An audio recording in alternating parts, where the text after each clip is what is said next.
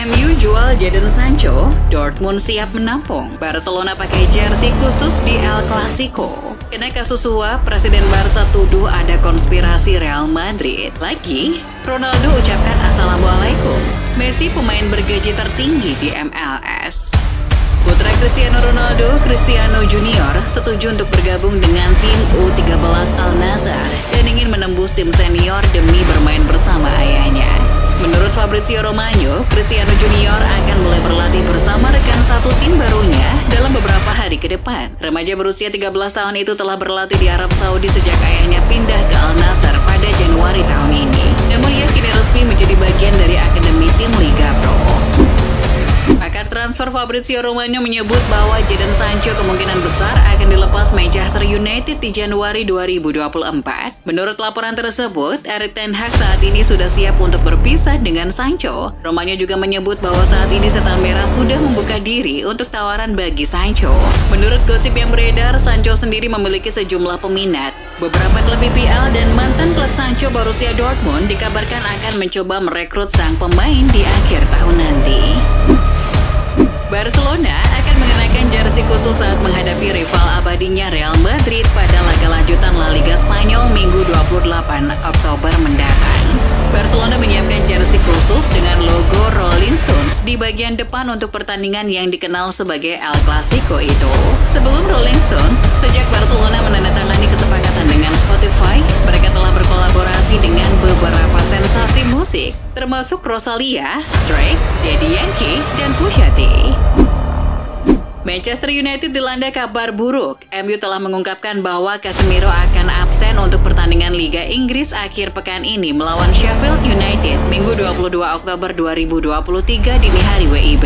Sang gelandang saat ini masih di Brazil guna penyembuhan cedera. Pernyataan di situs resmi klub mengungkapkan bahwa Casemiro telah tinggal di Brazil untuk memulihkan masalah yang dideritanya saat mewakili negaranya.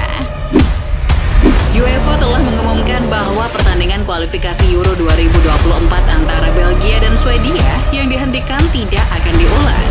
Dengan skor paruh waktu 1-1 sebagai hasil akhir.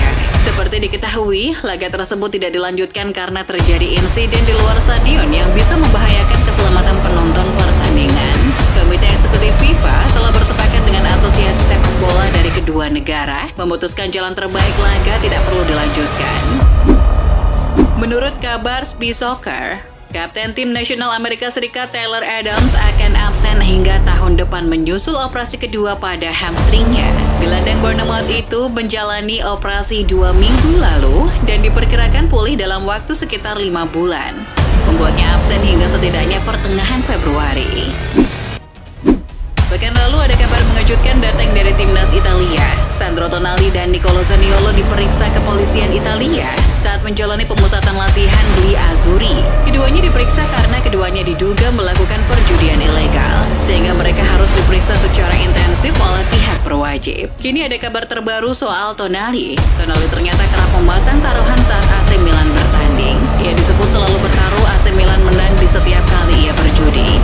Ia memasang taruhan itu baik saat ia bermain maupun tidak bermain. Sandro Tonali dilaporkan membantah bahwa ia memperkenalkan Nicolo Zaniolo ke aplikasi taruhan ilegal. Tonali menghabiskan hampir 3 jam untuk memberikan keterangannya kepada Jaksa Turin dan sedang menjalani pemeriksaan karena kecanduan judi. Meski Fagioli mengatakan kepada Jaksa bahwa Tonali lah yang pertama kali mengenalkannya pada aplikasi taruhan ilegal tersebut, mantan pemain Milan itu menegaskan bahwa dia tidak menyeret orang lain ke dalam perjudian. Presiden Barcelona, Joan Laporta, didakwa melakukan suap atas dugaan pembayaran yang diberikan kepada mantan wakil presiden wasit Enrique Negreira.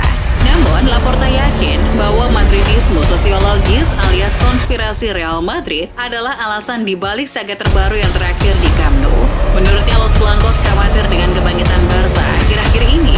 Mereka takut Barca akan mengulangi kesuksesan yang selama ini dikagumi dan dicintai. Mereka harus berjuang untuk mempertahankan status mereka.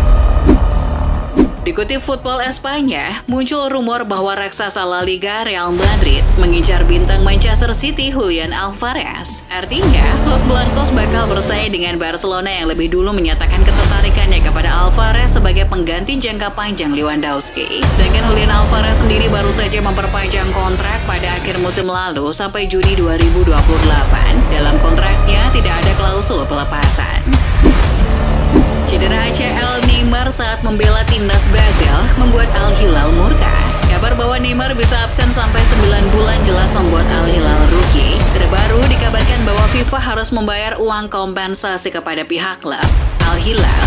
FIFA memang memiliki semacam polis asuransi yang disebut FIFA Club Protection Program atau CPP.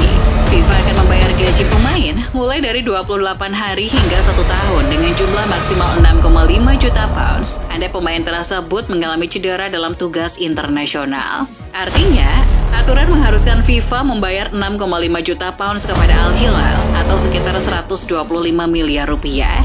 Cedera Neymar jelas lebih dari 28 hari. Jadi FIFA harus membayar kompensasi maksimal. Sejumlah klub raksasa masih memantau masa depan Kylian Mbappe yang belum jelas bersama Paris Saint-Germain. Bahkan dua raksasa EPL, Chelsea dan Liverpool sudah mulai ancang-ancang untuk memberikan tawaran. Keduanya menyadari Mbappe masih berpotensi cabut, meski sudah sepakat untuk bertahan sampai 30 Juni 2024.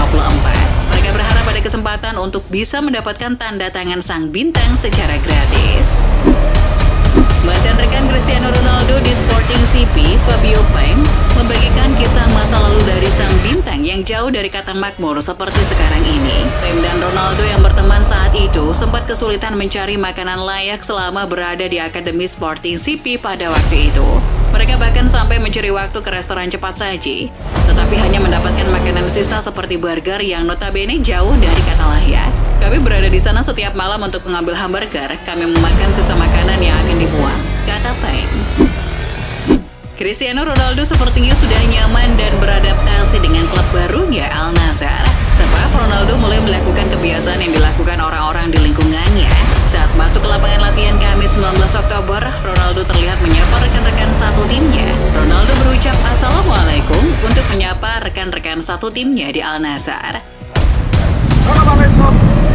Selain itu, para pemain Al Nassr lainnya datang dan membawa hadiah khusus untuk Ronaldo atas capaian terbarunya di timnas Portugal. CR7 terlihat antusias dengan momen tersebut. Indonesia menegaskan dukungannya kepada Arab Saudi untuk menjadi tuan rumah di Piala Dunia 2034. Dukungan tersebut disampaikan Erick Thohir selaku Ketua Umum PSSI dalam pernyataan yang dirilis Rabu 18 Oktober. Pria yang juga menjabat Menteri BUMN ini juga menambahkan, Indonesia terus mempersiapkan diri untuk bidding Piala Dunia berikutnya untuk zona Asia setelah 2034 dan kompetisi FIFA lainnya. Di tengah maraknya pemain Italia yang terlibat dengan kasus taruhan, Stefan El Shaarawy sempat diduga ikut terseret dalam pusaran kasus ini. Namun dilansir Football Italia, El Shaarawy menampik tuduhan itu. Melalui pengacaranya, penggawa AS Roma itu tidak membenarkan segala isu miring tentangnya. Sang pengacara bahkan berani menjamin kalau kliennya itu tidak terlibat dalam kegiatan taruhan dalam bentuk apapun. Setelah penyelidikan lebih lanjut soal kasus taruhan di Italia, pemain Juventus Niccolò Fagioli resmi dijatuhi sanksi. Dilansir AS, pemain berusia 22 tahun itu disanksi larangan terlibat di dunia sepak bola selama 7 bulan dengan alasan telah melanggar peraturan taruhan sepak bola. Selain itu, Fagioli juga harus membayar denda sebesar 12,5 ribu euro atau sekitar 208 juta rupiah. Ia menyesali perbuatannya itu dan meminta maaf pada semua pihak yang merasa dirugikan. Nasib sial kembali menghampiri bintang asal Brasil, Neymar. Setelah kemarin ditarik keluar saat pertandingan kontra Uruguay karena cedera, kini hasil lab sudah keluar. Sang pemain dinyatakan mengalami cedera ACL. Dilansir ESPN, cedera ini cukup buruk bagi Neymar. Maka dari itu, Al Hilal memutuskan untuk segera mengambil tindakan operasi. Belum ditetapkan kapan operasi itu akan dilakukan. Yang jelas, akibat cedera ini, Neymar akan absen sangat lama. Perkiraan awal, ia akan kembali bermain pada Juni 2024.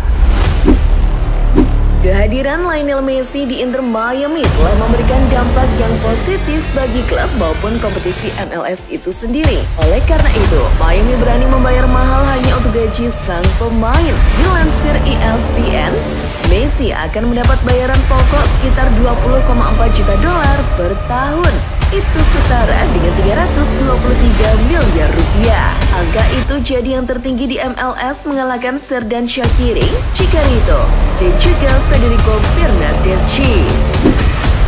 Usai Sheikh Jassim menyatakan mundur dari persaingan untuk mendapatkan Manchester United, Sir Jim Ratcliffe jadi yang terdepan untuk menginvestasikan uangnya ke klub asal Manchester itu. Dilansir ESPN, pengusaha asal Inggris itu merasa percaya diri bisa mendapatkan 25% saham MU dari Glazer. Ia berharap kesepakatan akan rampung sebelum jendela transfer bulan Januari dibuka, karena ia ingin menginvestasikan uang agar United bisa belanja banyak pemain. Meski jendela transfer masih jauh, tapi beberapa nama pemain mulai dikaitkan dengan Manchester United. Salah satu pemain yang masuk dalam daftar adalah Federico Di Marco. Dilansir Go, United ingin menambah amunisi di sektor bek kiri, mengingat Luke Shaw belum memiliki pesaing yang sepadan. Di Marco dianggap jadi pemain yang tepat untuk itu. Kabarnya, Inter mematok 50 juta euro atau setara dengan 835 miliar rupiah apabila United serius meminati sang pemain. Atletico Madrid dikabarkan tengah mencari gelandang bertahan baru. Itu karena sektor tersebut telah jadi perhatian khusus sepanjang musim 2023-2024. Sebetulnya, pencarian sudah dilakukan sejak musim panas lalu, tapi mereka tak menemukan pemain yang cocok. Dilansir Football Espana, kini Diego Simeone telah menemukan pemain yang pas. Dia adalah gelandang milik Aston Villa, Douglas Luiz. Sang pemain dianggap memenuhi standar yang diinginkan Simeone. Atletico kabarnya akan bergerak pada bursa transfer Januari mendatang.